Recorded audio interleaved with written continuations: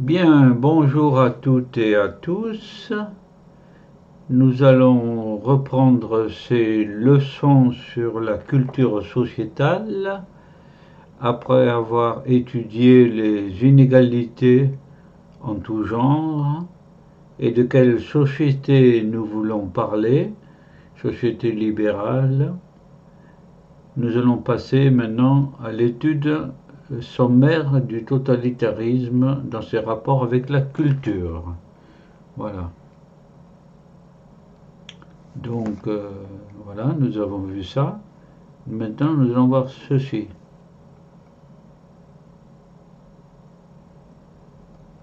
Alors, ces développements sont ordonnés comme suit. Certitude, le totalitarisme est contre la culture. Oui, oui, la culture traditionnelle. La culture ne la pas contre le totalitarisme. Non. Le totalitarisme fabrique une culture totalitaire. J'ai mis beaucoup de temps à le savoir, mais la réponse est oui. L'humanisme et la religion chrétienne sont-ils des remparts contre le totalitarisme? Oui, ça c'est vrai aussi.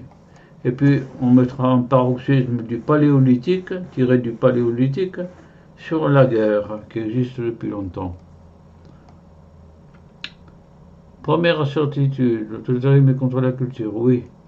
Exemple, Goebbels ou Göring disait sortir son revolver lorsqu'il entendait le mot culture.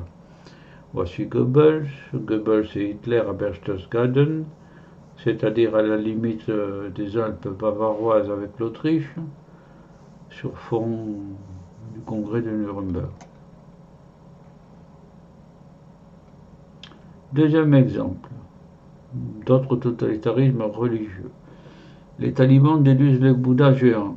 Celui-ci, voilà ce qu'il en reste. Voilà, pas grand-chose. Récemment au Mali, ils détruisent les vestiges de l'islam soufi. Dans le désert, les peuples du désert avaient leurs incunables, c'est-à-dire leurs livres recopiés. Eh bien, il a fallu que les talibans détruisent et brûlent des bibliothèques qui remontaient au XIIe siècle. Incroyable. Troisième exemple, les talibans aspergent les filles qui osent prendre le chemin de l'école. Il arrive qu'on lapide encore les femmes. Oui, c'est les femmes qu'on lapide. J'ai mis là la lapidation de Soraya. C'est un film où est dénoncée la lapidation et la lente montée accusatrice qui conduit à la lapidation de la femme, d'une jeune femme. Voilà. Incroyable, incroyable. Bon. Quatrième exemple, un totalitarisme, enfin, en tout cas une très forte autorité chez le président des tribunaux révolutionnaires, Jean-Baptiste Coffinhal, répondant au savant Lavoisier. La République, monsieur, n'a pas besoin de savants. Elle n'a pas besoin de savants, on va vous guillotiner. Donc il a été guillotiné le 8 mai 1794, triste jour, ce jour-là. Et il est l'auteur, il faut le savoir quand même, du principe de conservation de la matière. Rien ne se perd, rien ne se crée, tout se transforme. Et c'est lui qui a donné son nom à l'oxygène. Notamment, car c'était un grand savant, Lavoisier.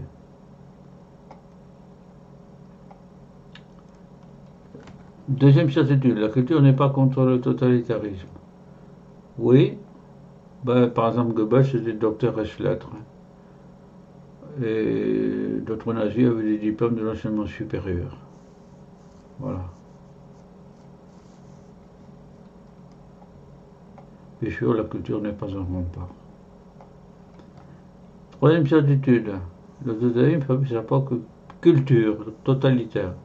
Ah, ça commence par des choses très simples. Faire marcher les victimes vers les chambres à gaz au son de Beethoven. Les officiers SS étaient bardés de diplômes, ils goûtaient la musique et les auteurs classiques. Il y a un livre, par exemple, Je vais mourir en musique, dans les camps nazis. Une parenthèse, en 2013, au Conseil de l'Europe, un des derniers rescapés joue encore de la trompette comme il l'a joué dans un camp de concentration. Triste. Alors, ça commence simplement, mais ça peut se compliquer après. Alors, la culture totalitaire peut aller très loin, comme par exemple la recherche des ancêtres. Ahnenerbe, opération Ahnenerbe, opération de recherche des ancêtres. Voilà, c'est le rêve fou de cet homme-là, qui était le grand chef suprême de la SS, le Reichsführer SS. Voilà. De son métier civil, éleveur de poulets. Il faisait sans doute des expériences déjà sur les poulets. Voilà. Alors, ces gens-là étaient convaincus que la race pure se trouvait au Tibet. Alors, ils ont envoyé des missions au Tibet. Voilà des photos. Et voilà au Tibet des chercheurs qui prennent les mesures de la longueur des nez, de la largeur des nez, pour déterminer les critères de la race pure. Il y a des livres sur la question, bien sûr. Voilà. Un livre écrit par un couple allemand, je crois, sur la quête de la race. Très très bien, très intéressant, je l'ai lu celui-là, jadis, il y a longtemps. Et en tout cas, Himmler voulait faire de Strasbourg, grande université, donc un des centres d'identification de la race aryenne. Il a envoyé des squelettes remarquables, caucasiens, etc., à Strasbourg, qui paraît-il sont encore dans certaines caves obscures. Il en va de ça comme le fichier national des Juifs aussi, qu'on a retrouvé il y a 20 ans peut-être, dans les caves d'un ministère. Bon. Quatrième certitude, l'humanisme et la religion chrétienne sont des remparts contre le totalitarisme. Oui. Une religion de l'amour est un obstacle. Voilà pourquoi la Bavière a résisté, qui est catholique, au contraire de l'Allemagne qui est protestante, a résisté très longuement au nazisme. Voltaire, Voltaire, Voltaire, Voltaire, le siècle des Lumières, voilà. La question de la guerre, alors cette photo vous la verrez très rarement. C'est un homme qui tombe transpercé de flèches, ou de lances, comme on voudra. La guerre existe depuis l'homme des cavernes, ici des grottes de Cavoré ou du Peshmerg près de Cahors. Ouais. Ouais. C'est une origine lointaine, très lointaine de la guerre. Ça contredit André Malraux, d'ailleurs, qui disait que la guerre est née quand les hommes ont constitué un trésor, c'est-à-dire des greniers à blé, par exemple. Voilà. Et la guerre n'est rien d'autre que la continuation de la politique par d'autres moyens. Ça, c'est un grand théoricien allemand, Karl von Clausewitz. C'est banaliser la guerre, c'est banaliser la guerre. Ce n'est rien d'autre que la continuation de la politique. Voilà. Alors, les causes de la guerre, la violence humaine. Des causes économiques peuvent être également là.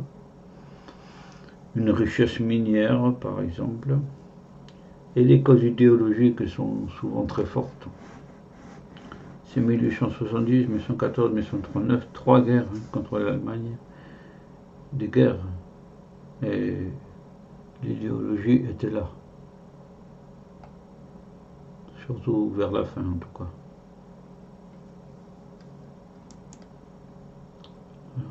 Alors j'ai glissé une vue qui n'a peut-être rien à voir. Les nouvelles routes de la soie. L'armée chinoise.